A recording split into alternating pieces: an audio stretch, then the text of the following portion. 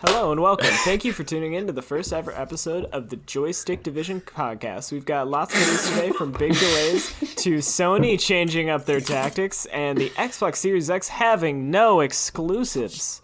We're going to talk about it all and more on this episode of the Joystick Division podcast.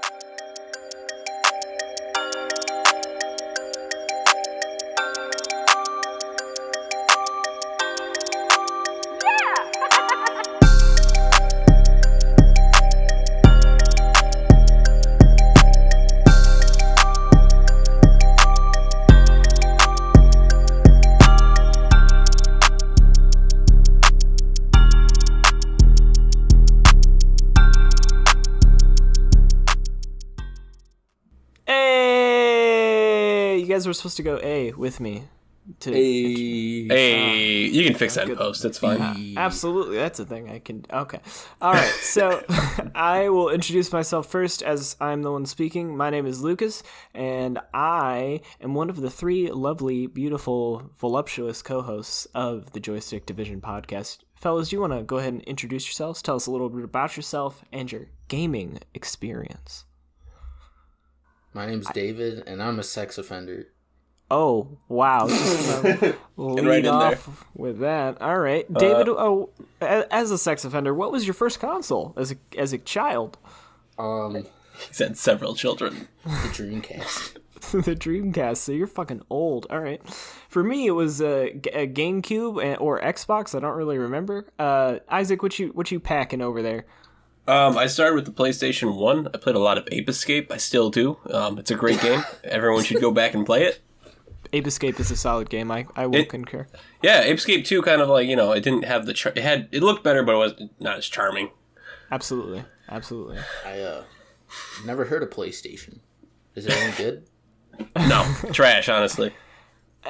Pretty garbage. All right, so... the kind of goal is please don't leave. I'm so sorry. The goal of this podcast is to kind of give you guys like a real take on things that are happening in the gaming space, instead of like Activision paid us $47 to give Call of Duty 14 a good review, and here's why. They did give us $47 though. I would love to have $47 whole dollars. But from Activision, I would frame it to get there, but right now you can trust us. We're pre-sellout. We're trying to get to sellout levels. That's where we're going. Episode 7, we're gonna sell out. Keep it. We're like Green Day pre-American Idiot. Green Day just released a new album. It was like 3 songs. Wasn't very good. Nobody cares. Nobody cares about Green Day. Fuck out of here. I'm just kidding. All right, so. Green Day news aside, we have a lot to get into today, and I think we should start it off with a little bit of Xbox news from Matt Booty, head of Xbox Game Studios, confirming this week, or last week, because, we're a little late, and this podcast didn't exist last week, so give us a break, but confirming that the console will not have console exclusive games for at least the first year, meaning that first-party developed Xbox titles will be playable on last-gen hardware. Hence, no exclusives. Wah, wah. Isaac, what's your take? I think that's actually really cool. I think that it's nice for me because I don't have to buy a new Xbox One now. Like, I still have my 1S, and I don't play it often. It kind of sits in my closet, and I'll pull it out when the new game drops, and then I'll be able to at least play it. And if it's not in 4K, who cares? Because I can still play it. It's really a pro consumer choice. I am 100% with you on that. I think it's very much giving the consumer options. Microsoft still gets all the software sales. The game developers still get all that money. And it allows people to play on the platform they prefer and not be forced to buy a super expensive console right off the bat. And in addition to that, it's just good for everyone because it's a bigger player base. Even if you're running games that are a little bit, not looking as good because you're not on the newest hardware, it's if you want that, buy the new hardware. It's not... I don't know. To me, it's a really good thing, and I don't know why. I think you'll start seeing all platforms do this within the next probably 5 years, honestly. I completely disagree with that.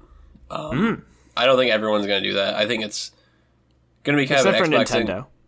Yeah, like Nintendo to- does whatever the fuck Nintendo does. Yeah, Nintendo's on another planet. Not that it's a bad planet, like it's a solid Mars, but it's Yeah, it's a but they're different still- planet. They're still working with like dial-up over there, like using Internet Explorer and shit. You know what I'm saying? They don't do online stuff like at all. That's I don't know. They got the NES Online. I do that. I play that sometimes. Fair. Dave, what were you gonna say? Very consumer friendly move by Microsoft, and more options are always better.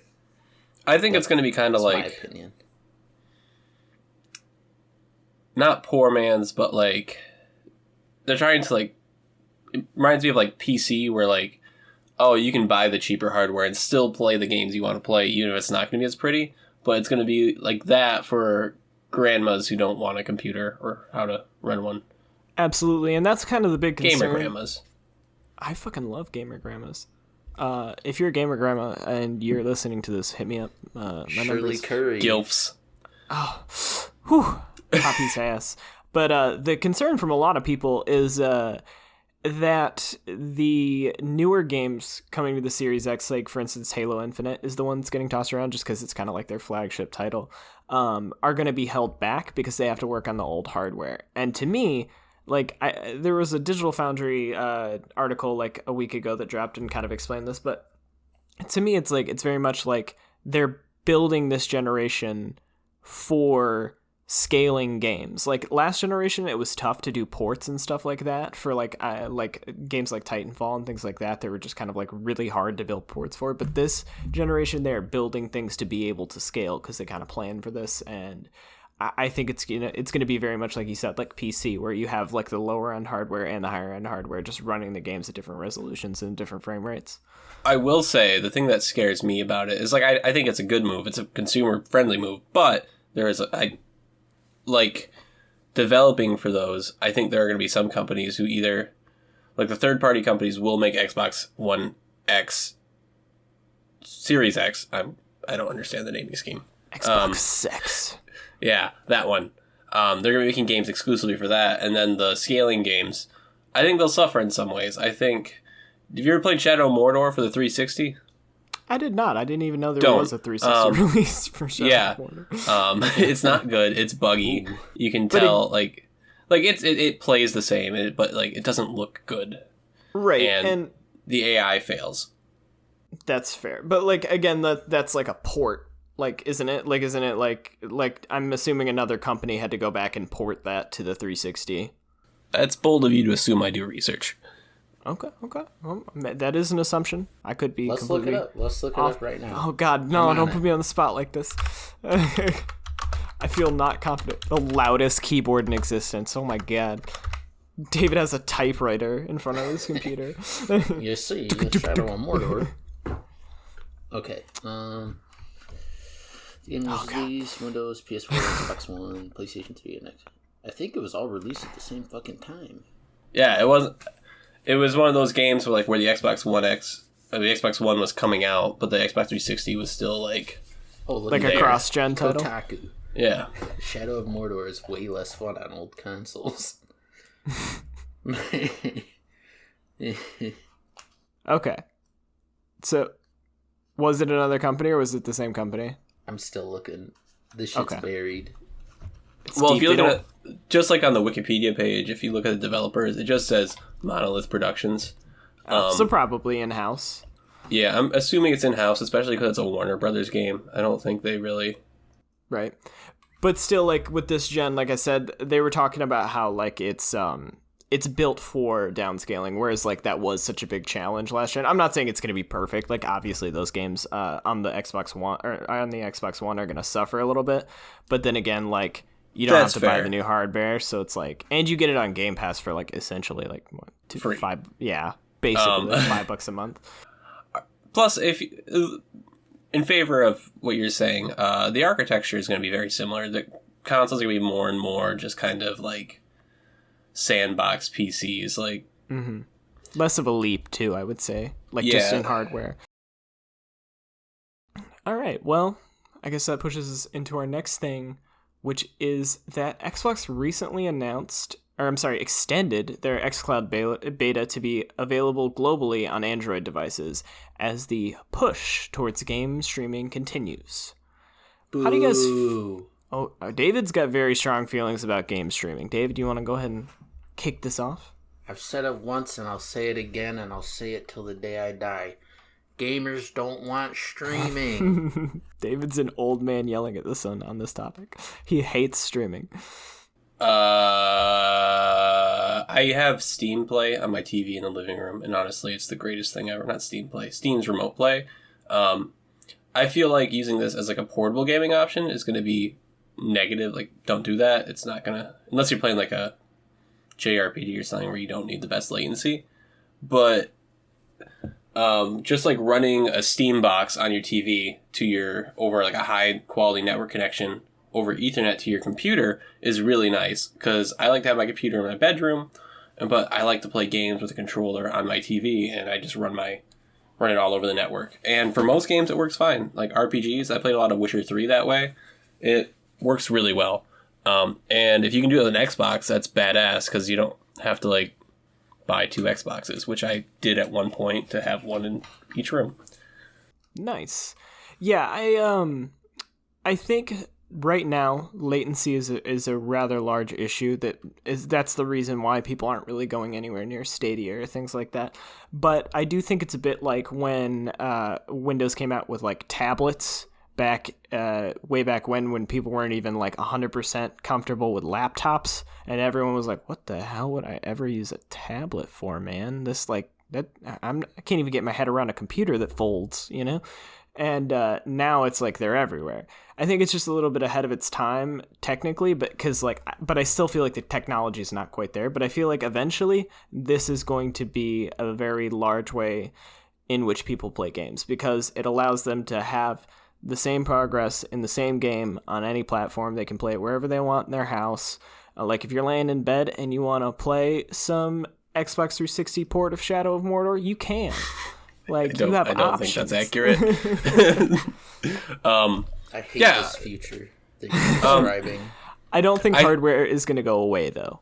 I think a lot of people have a problem with this because they have had bad experience with streaming, and if you try to do something like over the internet, yeah, that's like it's not gonna work very well if you're trying to play your Xbox One games on your phone in McDonald's using their Wi-Fi.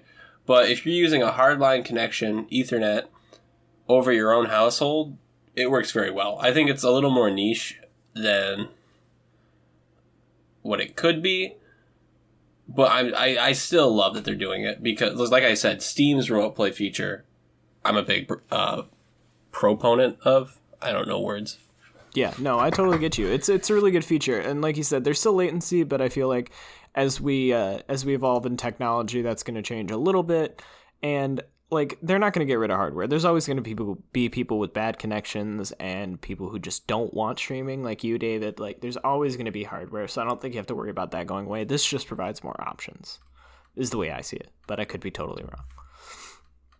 All right, so some very, very good news.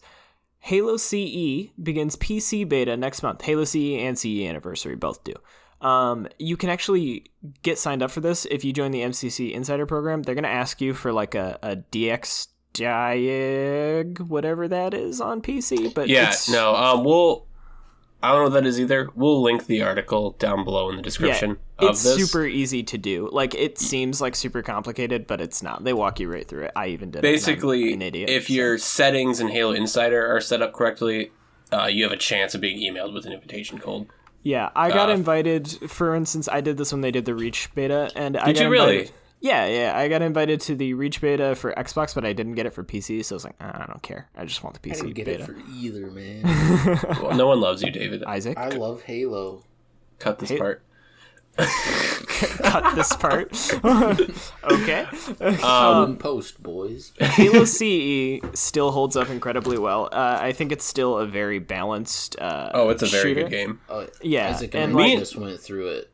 Yeah, like what was that, 4 months ago? 5 months ago? Yeah. It's badass. And like, honestly, I'm just excited to have it on PC because, like, I have buddies who just don't have an Xbox, and like we want to play through the Halo series or play some of the multiplayer, and like they moved on to PS4. Like they had 360s, and now they don't. And I'd be happy to play some Halo with them. Hell yeah, man. And I think like people, like there's such a big modding scene around the CE port that exists already. Like, so to see that all brought into the MCC, and they've said that mod support is coming down the road.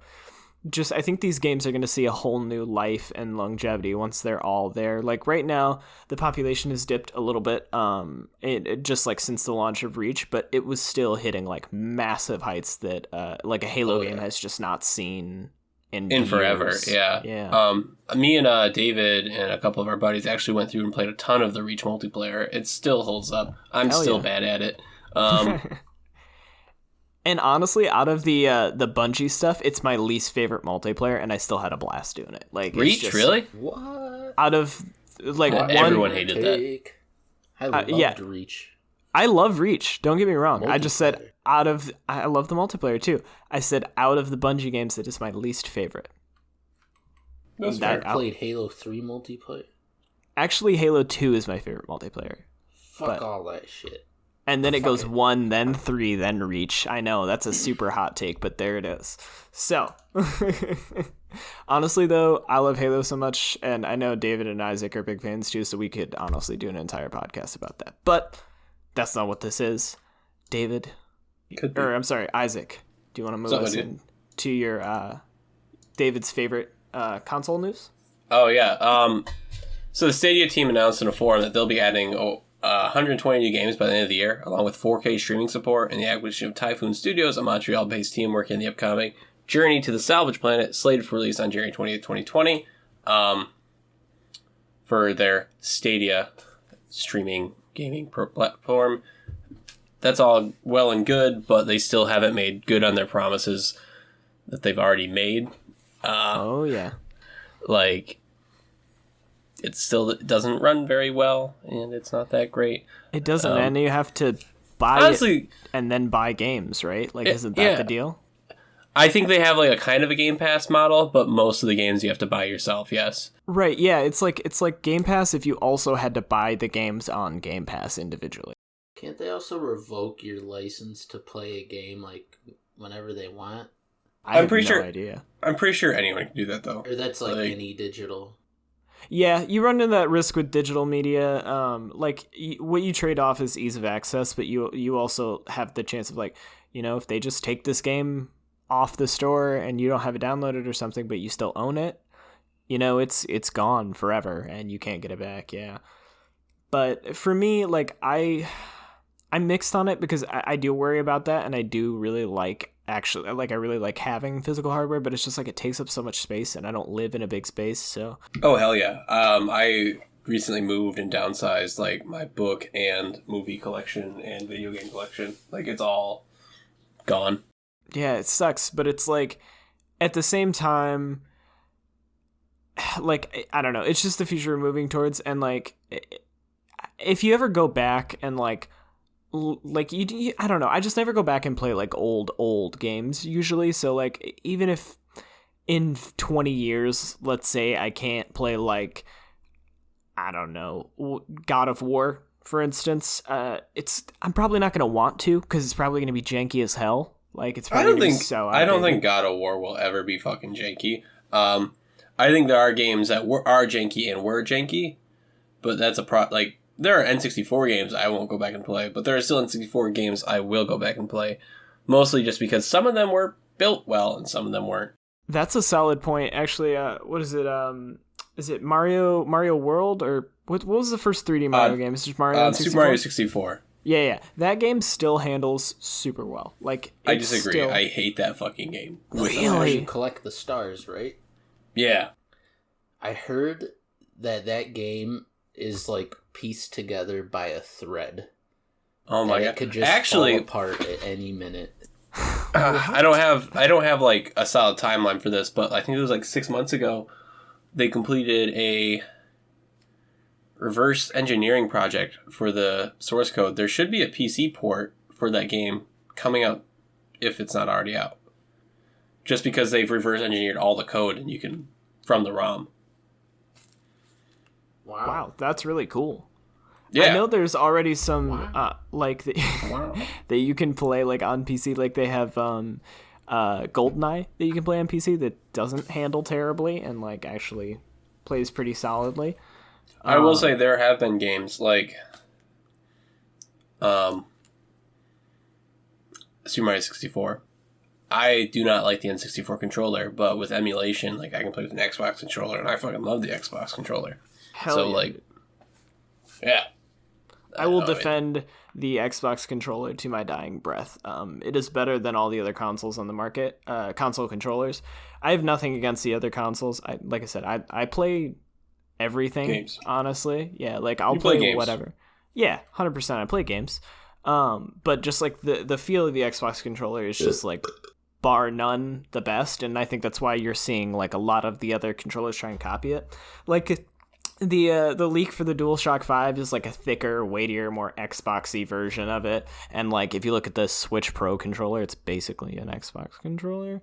Honestly, I have no like opinion on like the design. I will just say, ergonomically, the Xbox controller is the one that feels the best in my hands. That's what I'm saying. Yeah, just like the weight of it and like the way the like the sensitivity of the sticks and like everything. I don't know. It's just like it feels good. I will say when I go when I go back and play like old retro games like the PlayStation 1, PlayStation 2, Super Nintendo, NES, PlayStation, the DualShock 4, it's a bit better for that, honestly. It's just like it feels a little more retro in its like So it feels a little more dated. yeah, but it works. Shots fired.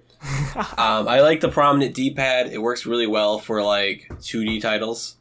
I will say the D-pad is that's true. far superior on the PlayStation 4 controller. That's the one thing that I will say is like way better. Is the D-pad control is light years. I went back and played some Golden Sun the other day, and I couldn't do it. I love Golden Sun. So I couldn't because your do it name's with. Isaac. It's because my name's Isaac. That's honestly the only reason. Yeah, no, it just works. The Xbox controller, the D-pad's in a wonky spot for a game when you have to control with the D-pad. That's fair. That's fair. Have you ever had your hands on the Steam controller? I hear- actually haven't. It looked really weird, and I was like, I don't know how that would work. So I just like I was never interested in it. It is really weird, and I got one the day before they fucking sold out. And they And are horrible. I've heard that I they're not would good. never recommend it. I- I got it I- for $5 and I still feel like I got ripped off. I heard it was pretty good if you use it for like strategy games on a big TV, like where you need that fine control to like point at things. I will never want that. That's just me. You can like fully customize like layouts and like you can make it whatever you want, but just the ergonomics, the feels Oh, really? awful. You know, Yeah. okay. It curves up in the palm instead of down. Why would they do that? It's like holding a controller upside down. I hate Makes that. no sense. It's stupid. But I mean, it's like a cool little like, hey, I got this controller that will never be made again because it sucks. I keep it in a shadow box on my wall next to my Game Boy. And Why your is Nintendo Oregon Power Glove. calling me? Who is calling you? Did you say Steam is calling you? It was Oregon. I have dysentery. It's Gabe. Oh, I've shit. lost Gabe the has thread. dysentery. What? Oh shit! You just hear my door get like kicked in. Heard you don't like the Steam controller, huh? Oh my god, poor Gabe. Is he just falling apart at the seams because he has all that money and doesn't have to make games anymore? Honestly, that's what I'd want to do if I made a bunch of money. Just Yeah. wandering around his mansion. Should I Just make die. Half-Life 3? What if I just do a VR game and give everyone the middle finger? How does that? Is that good? I like the idea of the VR game. I think they're really pushing excuse me. I think they're really pushing VR, and I enjoy that because VR looks cool. Hot take. I don't have one, I but hate VR. well, you're wrong. So I hate it, except for Beat Saber. Beat Saber is fucking awesome. Dude, Beat Saber is great. Like, Dude, that is the one exception. I want a VR system for Beat Saber, and I think it's worth $1,000. I would say like those rhythm games are probably much more enjoyable in VR. I could understand like not wanting to like play an RPG or something in VR. Like I will say, I was at a buddy's house. He has the PS4 VR system, and Tetris Effect was phenomenal.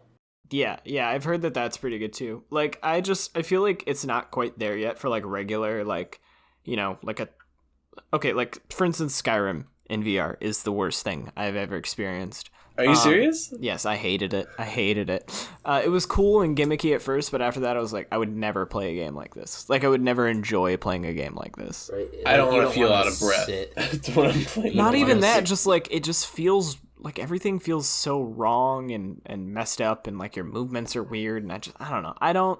The controls could be better. Yeah, I feel like in maybe like 10, 15 years, it's going to be fucking awesome. But right now, as it stands, not a fan.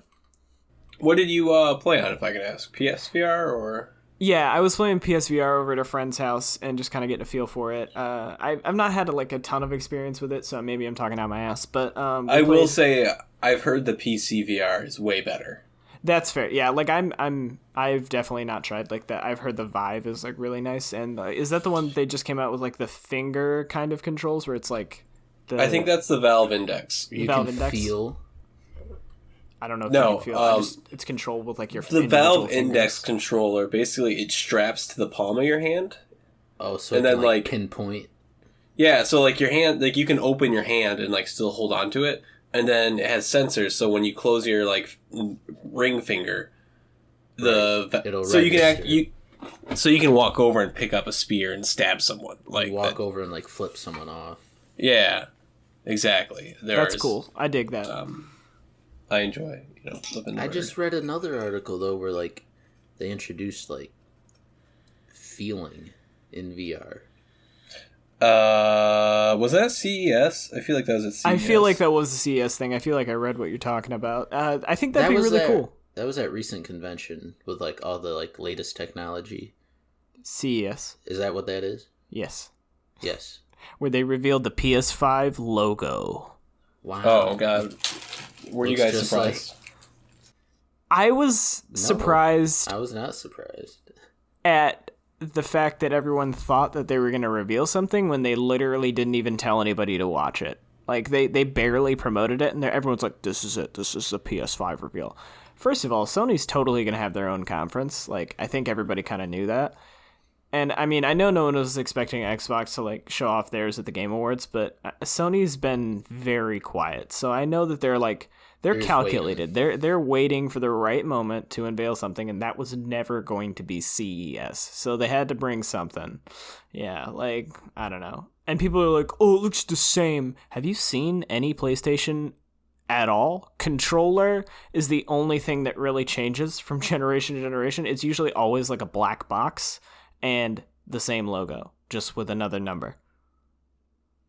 Like, aesthetically, I mean. From a hardware standpoint, it really doesn't change. Honestly, I don't know if this is like controversial, but I don't give a fuck what anything looks like.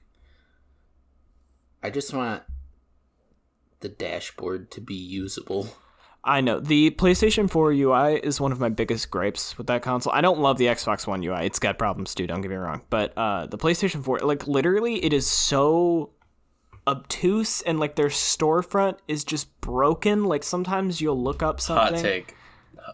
I love the PS4 UI. I don't own a PS4 anymore, but I prefer the Xbox One. But the cleanness of it is. It's not clean though, because as soon as you open like one of the 12 like little menu tabs they have, there's like 87 more that don't even describe the thing that you're looking for. It's like, it's just stupid. And like when you, I think even you're know wrong. how to message on it. yeah, you have to drill down to like 15 menus to get just something basic like settings. It's so annoying. And then like, if you go to their storefront, sometimes you'll literally search for a game. Like, say I wanted to find, like, Spider-Man. Sometimes you'll literally search for a game, and it won't even give you, like, the Spider-Man PS4 game to, like, come up. It'll be like, did you mean Japanese Spider-Man, 1984? And it's like, no, I didn't mean that, but thanks. Sorry. The Xbox One, the problem I have with it is it's filled with ads, and I'm like, I don't really... Oh, definitely. And, like, I hate to say this, Mixer doesn't need an entire tab to itself. Nobody cares. I'm sorry. Like, I'm sure there are people who care about Mixer, but, like, the average person is not going to be like, ooh, the Mixer tab. This is something I use on a daily basis. Like, I saw like the community tab. Yeah, like, get rid of all that shit. I saw this really clean UI concept, which was just, like, literally those 6 menus represented in icons, and it's like, click to go to those pages. Yes, that's all I want. I want a clean interface. I agree. I don't think they're going to do it, and here's why. The 99% of people who want the clean UI don't care enough to switch consoles for the clean UI because, and the 1% who do click the ads make enough money to counter, like, to make up for the 99%. That's fair. I don't understand what you just said. Ads make money. Ads make a lot of money. That's true. The ads, like, if you go into your homepage, it'll be like, go watch Ninja on Mixer, or go buy this new game that just came out. Damn it. Like, David's running a Chinese chop shop in his background, so just ignore that. He's making dinner. David owns kids. Owns kids. I bought them. Oh, God, no. And we're back full circle. That's called a callback, ladies and gentlemen. Let us cut. We're going to cut this entire first half, right? No. Not at all. We might cut the last 27 seconds. I mean, we're going to cut all of me and Isaac's dialogue and just have you talking about you being a sex offender in there. No. Can we, please? Absolutely. Cut my line, and it's just David saying, I bought kids. I have a quick question for you guys. Go for it. Yeah.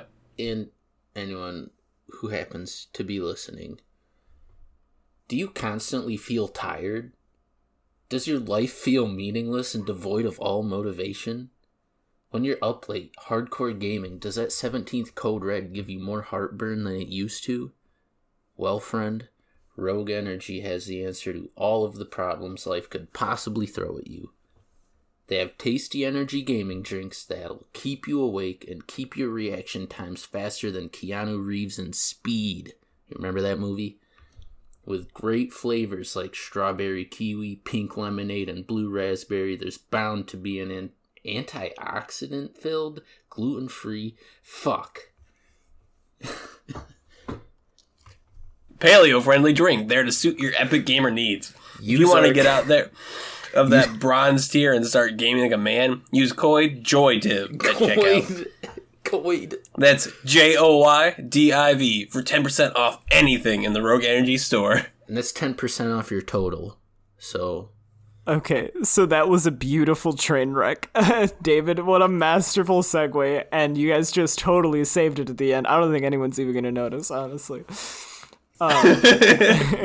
Thank you, Rogue Energy, for sponsoring this podcast.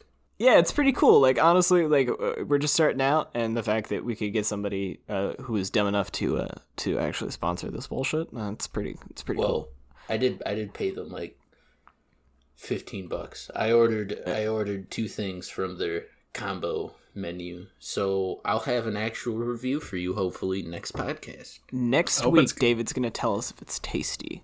I mean, I've heard good things from people who have used it, so I'm hoping good. David? You should all also go and test it and let us know.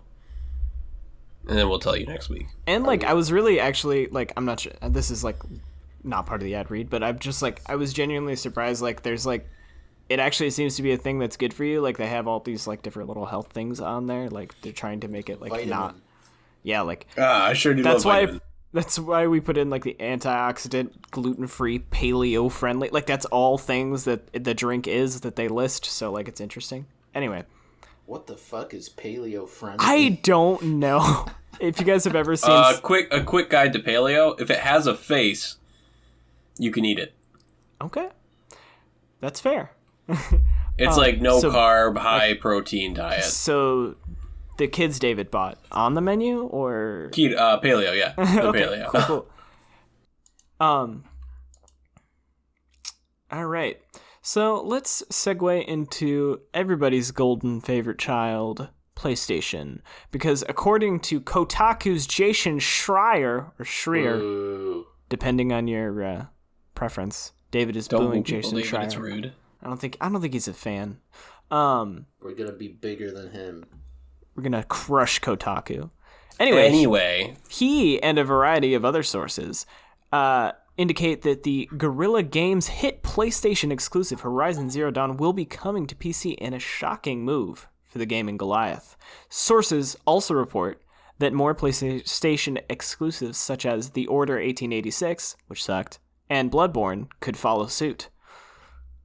Thoughts? I fucking love Bada boom, Bloodborne. bada bing. If it comes to PC, I'll die. Xbox is winning. Everybody is winning. They can play, like, developers are winning because they get all the money, and players are winning because they can play those games on the platforms that they want to. It's a good thing for everybody. Gamers are winning. Gamers are definitely winning. Now, I have seen a ton of, like, PlayStation boys just melting over this, and it boggles my mind. Like, I've seen PlayStation games thrown in the toilet, and I've seen people going, if this literally happens,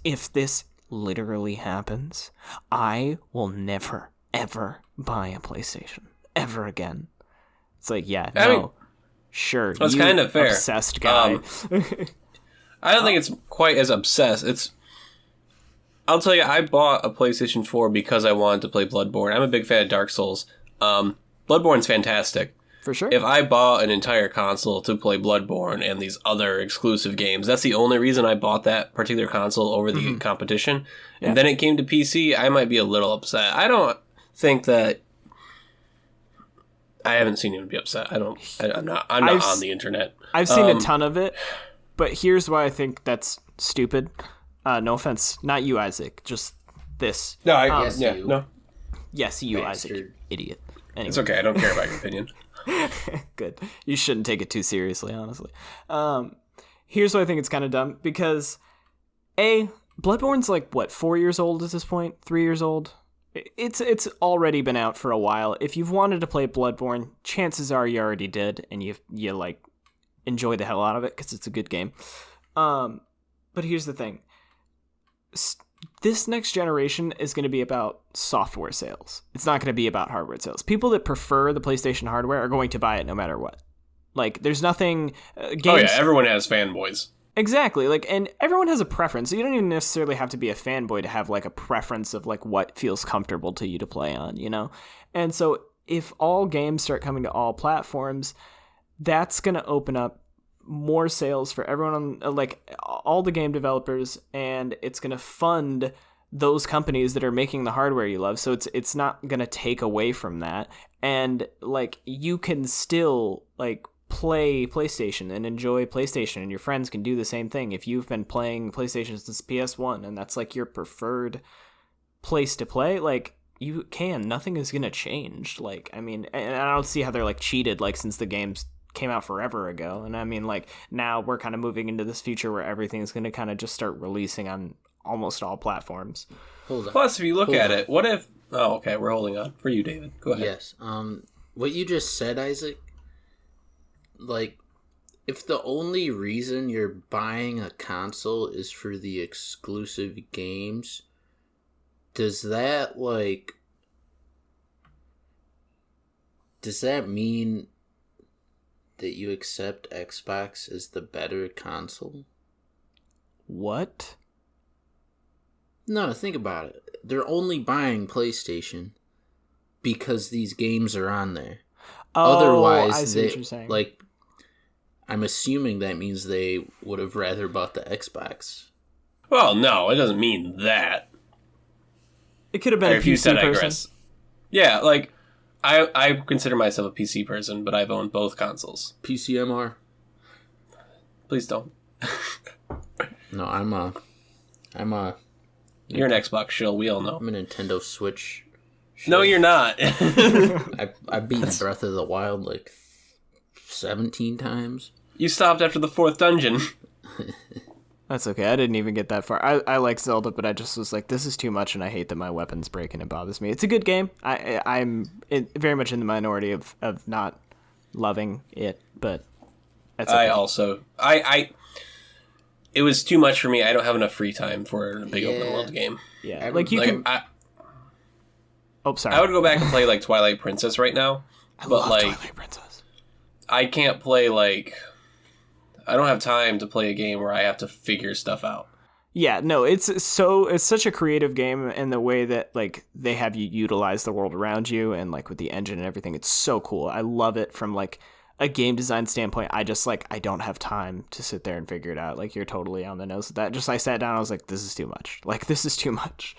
It's why I haven't beat Witcher 3 but still have so many hours in it. Like really good game. I love the story. I get so burnt out. I can't play the same game that long. Yeah, I got like 80% of the way through it, and I was like, oh my god, I'm still not done. It still seems like we're not even getting to the point yet. So I'm like, I love that game that has such an immersive world, and I loved every second of it, but I'm like, I can't keep playing this. Like, I've put too many hours into this. I'm sorry. Netflix series, though. Fantastic. Everyone should go to watch it. I was amazed. Yeah, I saw the... Yeah, I saw the trailer, and I was like, this is gonna suck. Like, I was like not looking forward to it. I was laughing at Henry Cavill in what looked like a terrible wig. Dude, and I thought he was gonna bomb too, so I was one of those guys. Yeah, I was like, I don't even know if I'm gonna turn this on just to laugh at it. Whatever. It's just campy enough to like pull you through. It is. Like, it's not a perfect show by any means. But I have my problems with it as a fan of The Witcher. But like I think as like a whole, like I've read I think the first 4 books. Damn, that's way more than me. I just play the game. Yeah. I didn't stop because I didn't like them. I just got distracted and it's hard to jump back into the series. Anyway, as a fan of the series, like I think they do a really good job. There were a lot of scenes in there that I remember from the books, and like it was just a dream to like see those like made out on the screen. Mm-hmm. Like the stories I love, the stories I know, and they changed it a bit, which is nice because it made it new to see. It wasn't just the story I know. It made it worth revisiting. Right on. If that makes sense.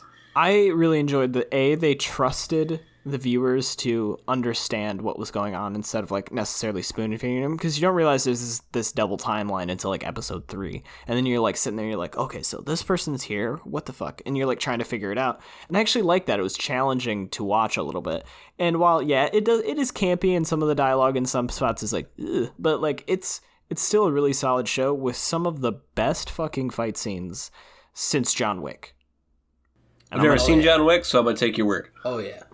First John Wick is really good. The other 2, I can take it or leave it. Oh yeah. I have all 3 of them on Blu-ray. I just don't have a Blu-ray player. Oh, right on. If only you had an Xbox. It's in the closet, okay? PlayStation. Or... I'm just kidding. Nintendo Switch. I just love shilling. I would. Speaking of Guerrilla Games' hit PlayStation exclusive Horizon Zero Dawn, when will they make Killzone? Oh god, so I've heard rumors, and these are just rumors, but that they are actually working on another Killzone game for the launch of the PS5. There was even rumors that I've heard rumors that both Bluepoint and Guerrilla Games are working on it. Here's my thing. Guerrilla Games is absolutely working on Horizon Zero Dawn 2. They would be bananas to not be working on it. But I would really imagine that they make another Killzone. I don't know why they'd make another Killzone, because it's like shitty knockoff Halo. It's so bad. I hate Killzone. Okay. It is a game without an identity. It is like trying to copy like 87 other games to try and forge like shittily. David's like, when are we gonna get this new game? And you're like, fuck that game. Like Elmer's Glue, like a special ed kid, like put together this arts and crafts project that is a first person shooter. I guess it's just devoid of all artistic meaning. I guess if you're a retard. I don't think. Yikes. I'm sorry, David. I'm sorry I insulted it's Killzone. I feel like it's not. I feel like you don't like how much I laid into Killzone there. I'm not upset. Yeah, you don't seem upset. You're good. You'll cry That's later, right. I'm like not he always upset. does. I will say. For the post, insert a gun copy sound here. Oh my god. Rip headphone users. Yeah, no, like, okay, it's not honestly that bad. I was just playing it up, but it's not great. It's mediocre, I would say, as a franchise. I do agree with you. What do you say? It's like has no identity. Yeah, it feels like it's trying too hard to copy a bunch of other things. To like, oh, look, let's make it's like a bunch of dudes in a boardroom sat down and were like, all right, we see all these successful shooters like Call of Duty and Halo and stuff like that. Let's just put all of them together and make the best one. And it came out like they made it that way. To me, is how it feels. I can see that heavily with like the last two, but Killzone 1 and Killzone 2 on the PlayStation 2, or it might have just been Killzone 1. Killzone 2 was pretty okay. Killzone 1 was one of the worst games ever. It's like, called it does art, not hold up. and obviously go back you and don't play it. It does understand. not hold up. Dude, that's all I used to play back in the day. Killzone 1, oh my god. Luger, fucking the big dude with the fucking machine gun. He actually, that's probably where Halo Reach got George from. Probably so. But we know Halo all ripped off Haze, so, What the yeah. fuck? What the fuck is Haze? So Cyberpunk 2077 got delayed to September 17th. We're getting to that. First, I have to tell him about Haze, which was the Halo killer that PlayStation came out with. It was their answer How'd to that go? Halo, and I'm looking it up. it was bad. PlayStation, for whatever reason, just cannot come out with like a really kick-ass first-person shooter. Oh, like that game. Resistance was pretty good, but like they never really like it. Kind of existed in the heyday of Halo, and it was just kind of hard for a first-person shooter to carve a spot Well, in when the I- market at the time. I'd like play Resistance, and my It was a good stepdad game. had a PlayStation 3. You didn't have an Xbox, and I'd be like sitting there playing it, and I'm like, can't wait to go to my mom's so I can play my Xbox because I don't really like this game. It is Like, it not- was fun, but it wasn't like, yeah, I can't wait to go play Resistance. Yeah, I agree. Like, it was a solid game. Like I said, it existed in the heyday of shooters, honestly. And, like, you had Modern Warfare and Halo 3 and stuff like that at the time. And it's just, like, it just couldn't hold a candle. But, like, it was an Insomniac game, and I still feel like it had a pretty decent, like, interesting universe and stuff. So, like, I wouldn't be upset if they decided to revisit it and, like, try and give it another shot and modernize it a little bit, you know? Because it did feel a little clunky even back in the day, I remember. Oh my god. This might be clickbait, but just in to my inbox, Elder Scrolls 6 release date revealed. Doubt it. I am Doubt it. checking Big right doubt. Big doubt. I would have gotten a helicopter would have flew into my room and Todd Howard would have jumped out, grabbed me by the throat and put me up against the wall and said, "It's fucking March 17th, 2021. Give me your wallet." What's today, the 20th? Today is the 20th, yes. As of recording, this will release Skullsy. No, at a Skullsy's later- This released the 20th, because, Lucas, you have some crunch to do tonight. Oh god. Dude, news goes fast. So is it fake? I'm David, assuming it's fake. It's I'm fake. assuming I'm saying it's fake. I called that. All right. Sorry. Isaac, you wanna take us into the wait, or is it David? David? Cyberpunk got delayed. It did. Cyberpunk, Delayed to September 17th. CD Projekt Red has already stated that its employees will be in crunch, no matter how delicately they try to put it. They will be working overtime for this beautiful game, and they will be suffering. Yes. That's And- something I'm okay with. As someone who's going into this field, I opinions on it. Crunch is terrible. It's bullshit. Nobody should be required to work overtime without getting paid overtime. They don't get paid overtime? No, that's why crunch sucks. That's They what get crunch paid. is? Yes, they get paid salary, but they still. And it's not even like they're required to work it. They just like pressure them into working. It's like, oh yeah, so we have so much work to do, and you I know, already know. Oh, thank you Oh, guys for you're staying going late. to your kids' track meet? Oh well, Track meet? Is that really important? I guess Horrible. I guess I didn't know the they rest didn't of the get team. overtime. Yeah, it's like, oh, well, I guess the rest of the team is just going to stay here for the next 4 hours and do your work too, so they have to stay later. Yeah, go ahead and pick up your fucking stupid ass kids, motherfucker. But But- then again, like, whoever agrees to, like, working for salary, it's kind Yeah. of, you should never Dave- do that if you have the option.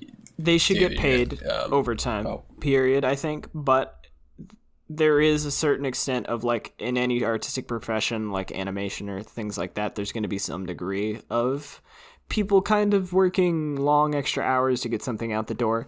That doesn't make it okay. I still think people need to be properly compensated for it, and there's better ways of managing projects so that people don't have to do that as much. There absolutely is, and I think CD Projekt Red was fucking dreaming when they came up with this release date. And I think they've probably known it for a while. I just feel like better project management and paying your employees overtime. Like those are two things that need to happen. And that's why a lot of people are talking about unionization in the games industry, which, I mean, I think workers' rights are a good thing. I know some people are like, it's communism. I don't agree with that, but that's a whole nother thing. It is a communist concept. I'm not going to get into politics. Anyway, continue, David. Sorry. No, you're fine. Yeah. The I do think it opened the door for, like, a lot more. Like, a lot of other things got delayed as well. That is true. David, were you going to announce the other things that got delayed? Yes, the much anticipated Final Fantasy VII Remake from Square Enix has been delayed to no one's surprise. And so as their Avengers game, some people think it might have to do with Everyone hating it and not wanting it. well, not that, but they couldn't get permission to use the actors' likenesses, but Oh, shit. I heard that might be changing, and that might have something to do with the delay. This is all hearsay. I don't have sources. Here's my thing. Just make them look different. They don't have to look like the Avengers or like the knockoff Avengers. Make them look completely different. Make them look stylized. Make them look like the comic book characters. Do that. Why do you have to make them look like the B team? You know? Because I don't know. They want people to be like, oh, that could be Scarlett Johansson. Right, but it results in the opposite effect, I feel like, because they're so recognizable. Everyone's like, that's not right. That's wrong. What the fuck? And even if it's a good game, I feel like people aren't going to play it because of that, which is unfortunate. Like, some of the gameplay looked interesting. I just was like, I can't get past the knockoff Tony Stark that's voiced by, like, Nolan North, which is so weird. It's just a lot of strange going on around that. So I wonder if it's just a... Because, like, I would have to believe that redoing, like, cinematics and animation and character models and stuff, that's got to be, like, a monumental task. But, Yeah, I mean, that's true. It's only delayed, what, a couple months? that's why I was a little, like, it seems a little optimistic. But the Final Fantasy VII thing, does that surprise anyone? Like, I'm to the point where I'm like, this game is never coming out. No. I mean, they're doing a little better than Bethesda with Elder Scrolls 6, but... I never played Final Fantasy VII, so I don't care. I don't care about Final Fantasy as a series at all. But on the Elder Scrolls point, David, I feel like people don't understand that literally 2 years ago, or I'm sorry, they announced it in 2017, right? The year before they announced it, Pete Hines was in an interview at E3, and they said, hey, how is Elder Scrolls 6 coming? And he was like, ha, we haven't even started on it. What are you talking about? And everyone was like, are you fucking kidding me? Skyrim came out in 2011, and it's 2016. You haven't even fucking started on it? They were working on their Skyrim points. Yeah, and they were working on Fallout 76. So, and then God. after that, Todd came out and said Starfield is the next title. It's before Elder Scrolls 6. So you're probably not going to see Elder Scrolls 6 till like 2022. That's what a lot of people are saying. 2022, 2024. And it's on the fucking Creation Engine still. They are not ditching that janky piece of shit. Is it really? Mm-hmm. They've already started development, and they said it's going to be in the fucking Creation Engine. And I think that's why Bethesda struggles to come out with games that look up to the modern par. It's just because they're like, oh, we've modified our engine. Yeah, but the original engine that they've modified and built off of was built in the fucking 90s, I think, or something crazy. Maybe not that long ago, but it was a long fucking time. I listened to this dude explain it, how, like, there are still bits of code that are that old that literally, like, handle the way NPCs handle their inventory, and it just makes it's why Bethesda games are like they are. So to think that you're going to build... Which, I will say, has a certain charm. It does, but to think that you're going to build the next-gen Elder Scrolls on that, I don't see it. I just don't. And, like, honestly, with all the shit that Bethesda's pulled in the past 2 years, I think people are kind of over their, like, half-baked charm shit. Like, I think people are kind of like, nah, maybe just release a finished game. Can I get a full-fledged, title? Yeah. Yeah. Yeah. Bethesda... I'm banking everything on Elder Scrolls 6. Like, Starfield will be an indicator, obviously. Yeah. As of right now, if there's, like, one disappointing feature of this game, I will go fucking ballistic. I can guarantee there will be at least one. But my thing is, like... not. I'm being very optimistic. Yeah, like, and it's going to be weapon degradation. Either you're going to be really excited it's back because it was in Oblivion, or you're going to be really upset it's there because it wasn't in Skyrim. I hate weapon degradation. Can I just say that? Dice roll combat, man. Don't like it. Oh my god, can we get dice roll combat in Elder Scrolls 6? Fuck.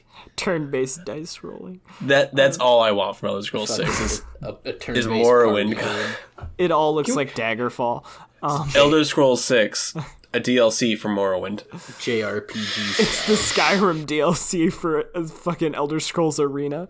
No, like, Starfield is an interesting proposition to me. I'm a huge sci-fi person, so, like, hearing that Bethesda, like, if you told me 10 years ago, or 5 years ago even, that Bethesda was making a sci-fi game, I'd shit myself. Like, now I'm like, I hope it's good. Like, I really would rather than make Elder Scrolls, but, like, I hope it's good, I guess. Didn't they make Prey? They made Prey. I didn't love Prey, but I'm in the minority on that. I liked what I played. I didn't finish it. I didn't finish it either, so I'm not gonna like say it's a bad game per se. It didn't strike me. They developed that. They didn't develop that. That was one of their studios that they just own. Published it. Yeah, they own a bunch of studios. They own like Machine Games, id, ZeniMax Online. They're all owned by ZeniMax. As is like Bethesda Softworks is a developer that is owned by ZeniMax. Yeah. Speaking of Bethesda, that new Doom trailer. Oh, yeah? Dude. Oh, dude. I'm excited. I'm pretty sure I finished in my pants just a little bit. Like when I was watching it, when he whipped out that sword. Ooh, he looks so sweet. Like I am so excited for that fucking game. Like I'm so excited just to like, Hell on Earth, and I'm excited to watch someone else play it. Dude, I'm gonna play it. We are gonna do a review on this podcast. There will also be game reviews on here. I guess I should probably mention that. Like when big releases come out that we're like super into, and we want to do like a full deep dive spoiler cast kind of thing. We'll do our best. Yeah, we'll do like a short little news on like before those, and then we'll go like really dive into kind of our thoughts on the game. That's definitely gonna happen with Doom, because Doom is fucking awesome, and I'm excited for it. And a little worried. In March, I think.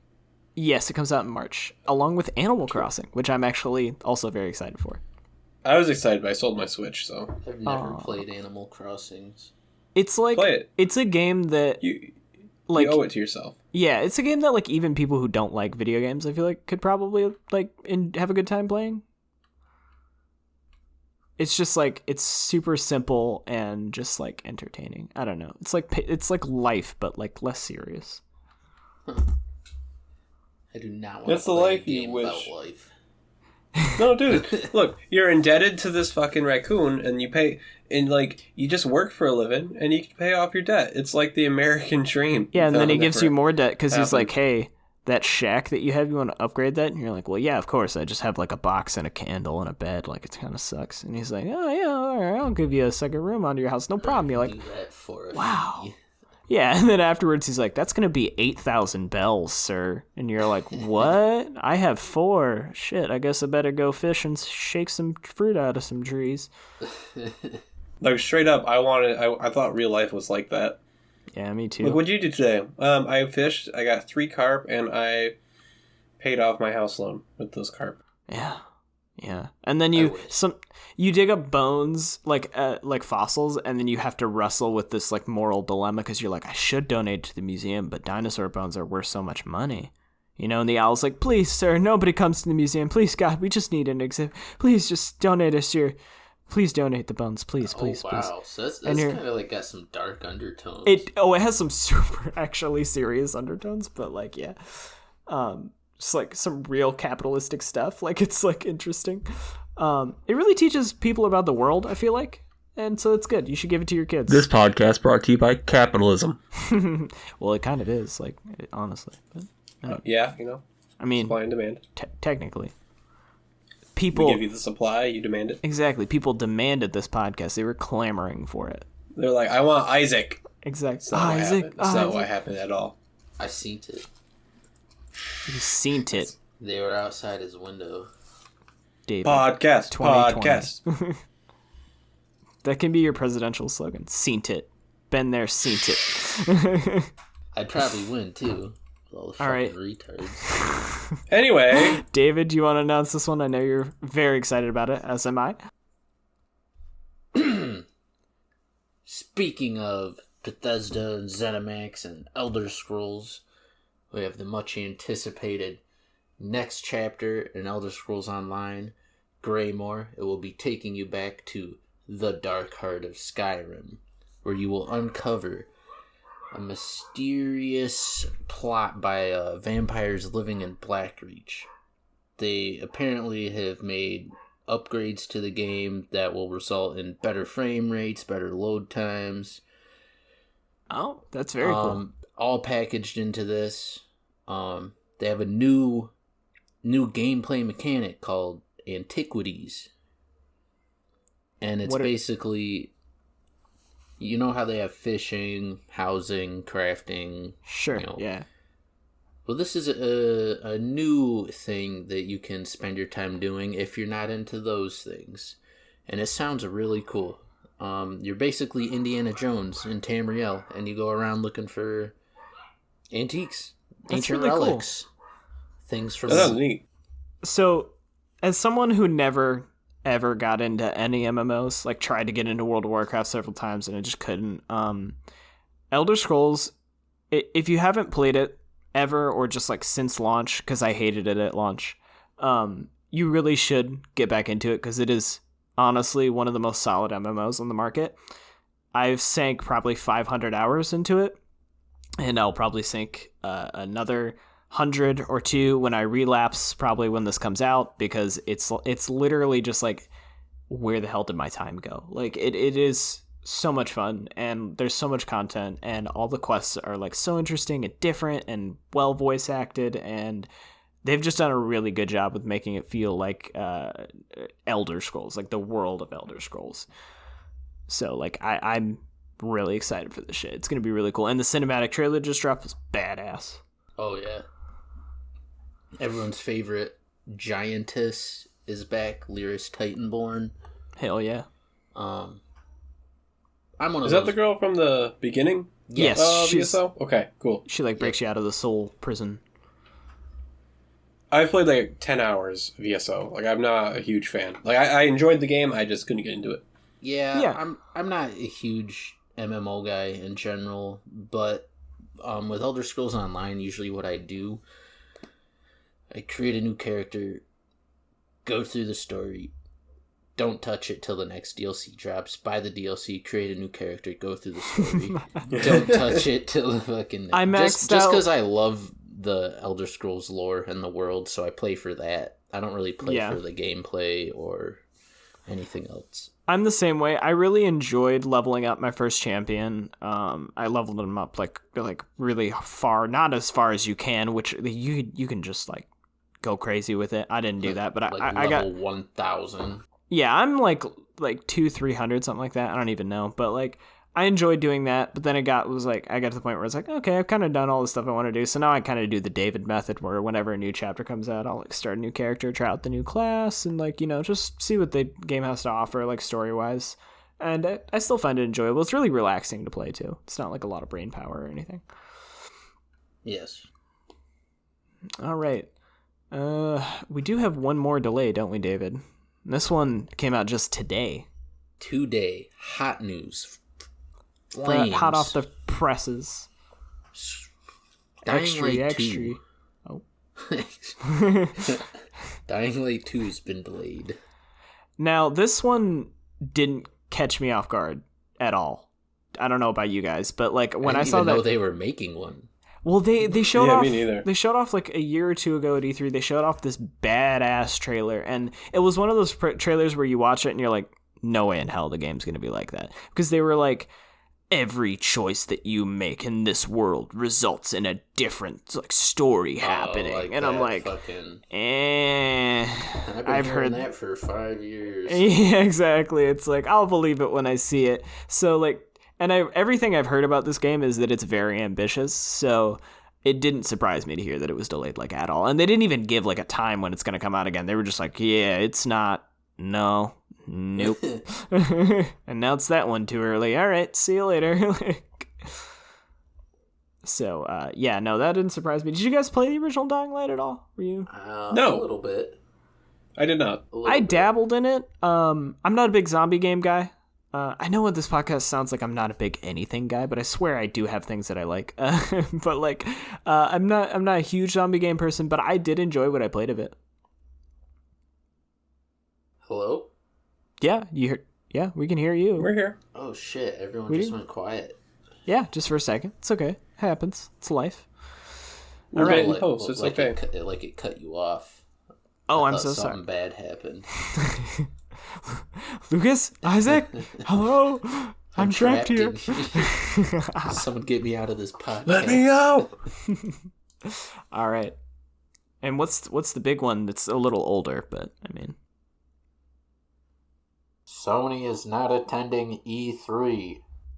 surprising no one. Some people. A lot of people actually thought they were going to come to E3 this year. I didn't, but Well, Didn't they not come last year? they did not. But doing everyone their thought, own, PlayStation or Sony Direct.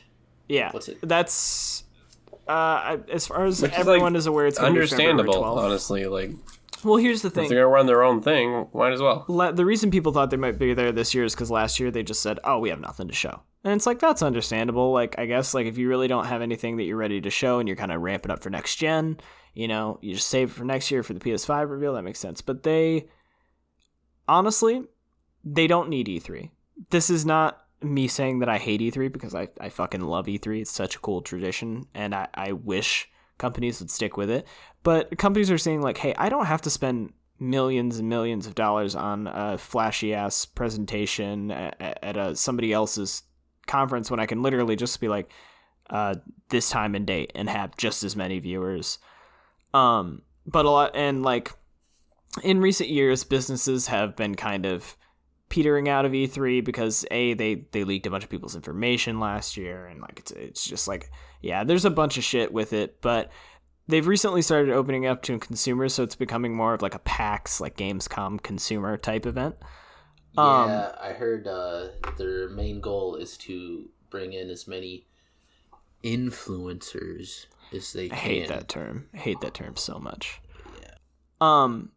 I feel like E3 still has value in that just it's so mainstream and a lot of people watch it, and it's like I said, it's a tradition for a lot of people, and you're gonna get more of a wider variety of an audience than you would like a PlayStation Direct is gonna be mostly people who are interested in PlayStation and pay attention. Whereas like E3, you're gonna get more of a general gaming audience to have eyeballs on your stuff, I think. That's not to say that it's dumb of them not to go, but I do think there is still value there. And Microsoft came out like right after and was like, we're going. Yeah, we're fucking going. Even though they're technically across the street, they're not technically in the convention center, but they're kind of going. Any opinions, Isaac? No. I just spit all over my screen.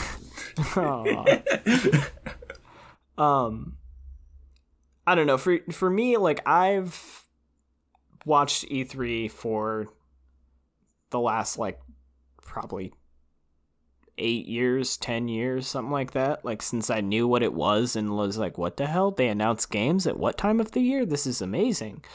And it's so fun. Like, even if it's like a bad year where there's not that much coming out or whatever, it's still fun to like laugh at the cringy people. Like, there's always like something. Yeah, and like my biggest question with Sony hosting their own event and everything is the flute guy gonna be back for Ghost of Tsushima? You guys don't remember that? I remember like, the flute nope. guy. Yeah, dude. Okay. So we got a flute He's guy. actually Yeah. badass. Yeah, they unveiled Ghost of Tsushima, and they had this dude playing like a traditional Japanese flute, and a lot of people were mad because he was white, even though he's like one of the few people in the world that's actually proficient in that instrument, so it wasn't like a racist thing. But he sat there and he plays flute for literally like 3 minutes with nothing going on in the background. It is the weirdest fucking thing. Like, it is so uncomfortable to watch out of context. Like, it is so strange. Cornelius Boots, I'm not gonna try. Flute performance. Yeah, it's It's just 3 minutes of that? It's 3 minutes of that with nothing in the Jesus background. Like, Can we edit in the 3-minute audio for the no, podcast? because no. everyone would stop listening forever. Oh, good lord. But no, I really hope he makes a return. I'd love to see him become a mainstay. Just every time they announce a new game, he comes on stage for at least 3 minutes and plays the flute. He's like the herald. Yeah, he's like their mascot. All right. Did that game ever come out? Ghost of Tsushima? No, it's being made by Sucker Punch Studios. Oh. Yeah, and it's slated to come out, I think, I want to say this summer. I could be totally wrong about that, but I want to say this summer. I am a little worried about it because it looks kind of like Sekiro, like a lot like Sekiro. And No, it doesn't. it does look a lot like Sekiro. What are you talking about? It does It's a not. game based in feudal Japan. Okay, we can have different opinions on this. It reminds me a lot of Sekiro. To me, I also like I've not seen anything Sucker Punch has put out that's like absolutely blown me away. So I think they still kind of have something to prove, and they've not really shown a ton of gameplay. So I'm a little bit worried about that, just in how close it's supposed to be to release. Yeah, I don't know. I'm probably still gonna play it. Like, don't get me wrong, I'll probably fucking buy it like immediately because I'm a sucker for anything with samurai in it. But yeah, no, it does worry me a little bit. David, you seem to disagree. You seem to be not. I just don't think it looks like Sekiro. Okay. So do you have any like concerns about it, or you like ready to go on it? I'm just biding my time. When it comes out, I will get it. Probably and I buy will it. play David loves the samurai. I love the samurai. I will say- weeb. David, you ever play Neo? No. You should play Neo. I think you'd like it. It's like I heard Samurai of Dark it. Souls. You mean Sekiro? It's not Sekiro. It looks different, David. God. It's got like a more random Diablo style loot system. Okay. I'll definitely check it out. We definitely there's never a shortage, or there's never too many feudal Japanese games for me, so Totally fair. And I will say, like, I don't know how the gameplay is going to be, He's but not the a kind weeb, of though. cinematic gameplay that they showed off looked pretty badass, honestly. Like him cutting up those people. Like I said, I'm still excited. I'm just like worried about it a little bit. yeah, it might, the hype might be a little. Yeah, that's the thing. Whenever a PlayStation game comes out, there's always this kind of like just uproarious hype around it. And it's like you kind of have to cut through that and look at it objectively. Just like I've loved pretty much all the PlayStation exclusives that come out. That doesn't mean that I don't have problems with it. And it seems like everyone kind of looks at them with like no criticism or critique. And I'm like, I feel like you have to look at it with a balanced approach. Like, yes, these are good games, but there are things wrong with them, and there are things that they could do better for the sequel and stuff like that. And just with the sheer like amount of PlayStation players that there are, like, it's just hard to kind of drown out all that excitement. And I totally understand that. But like, for me, it's like I try to look at things like, all right, let's be realistic and objective and try and like totally analyze this as a whole. Any more thoughts on Ghost of Tsushima or Sony not attending E3 2020? Do you think it's a good move? How about that? Isaac, do you think it's a good move on their part? I think if they're going to run their own conference type deal, then it's going to be a good move. Puts more attention on them. They don't have to compete with like Microsoft's or the independent developers like games. Because at the end of the day, when it comes out to E3, I usually just read the bulleted points and like 2 or 3 things will stick out at me. If they have a conference with all their own stuff, at least those 2 or 3 bullet points will all be Sony. Right, but it's kind of a double-edged sword because when E3 swings around and Xbox and Nintendo are getting all the press, that's all people are going to be talking about, and no one's going to be talking about the PS5. So it's kind of for that time. But as soon as the Sony Direct comes out, well, the Sony Direct's next it's going month, to cut and through. E3's in June, so they're going to have a couple month like bubble, and then E3's going to come out. Right? They might just not have enough content for 2 places, or they don't want to like go over the same stuff twice. Well, I think it's either way. Like, if they went to E3 and did their presentation, I think the trade-offs would be very similar to what they're doing now. I think this costs them less money and it's easier for them to do and stuff like that. And they still get about the same amount of viewership. Whereas if they went to E3, they'd get kind of like a different audience. So they'd get, kind of that bonus and probably honestly more people watching it.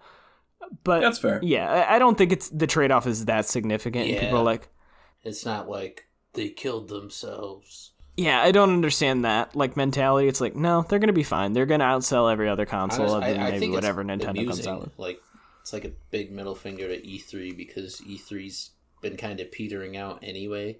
Yeah, but yeah. I am sad that the tradition is going away. But yeah, I love the idea but like you said, E3, like, they leak those people's information. They're turning more into like a shill. Like, we need more influencers. Like, no, just for gamers by gamers, please. Yeah, I don't want Logan Paul doing the Fortnite dance announcing Halo Infinite. If I see that that's happen, exactly what I want. I will bomb a hospital. I don't know. That's the worst thing I can think of off the top of my head. Please don't come after me, NSA. Yeah, those are my feelings on it. So, shall we look ahead to the future? The things we have to look forward to that we're going to be covering from here on out. You can look forward to coverage of Baldur's Gate 3. I know Isaac's excited about that one. I'm super excited about that. Hell yeah, it's going to be cool. That trailer was so cool. So metal. That's coming February 27th, so we're definitely gonna do at least a little deep dive on that. I'm sure it'll take forever to actually get through because I'm sure it'll be a massive fucking game, honestly. And then on February 12th we have the PS5 reveal, so just before that. So that's going to be a huge deal. Obviously we'll break down and kind of all the relevant stuff and kind of give our takes and reactions on it. Anything else you guys had to say before we peace out of this? Baba Booey. Thanks for tuning in to the Joystick Division podcast. If you have questions you'd like us to answer on the show, tweet them at us at JoystickDP. If you'd like to support the show, please leave us a review, like, or subscribe. All of those things help the show immensely, and we appreciate all of you. Thanks for listening.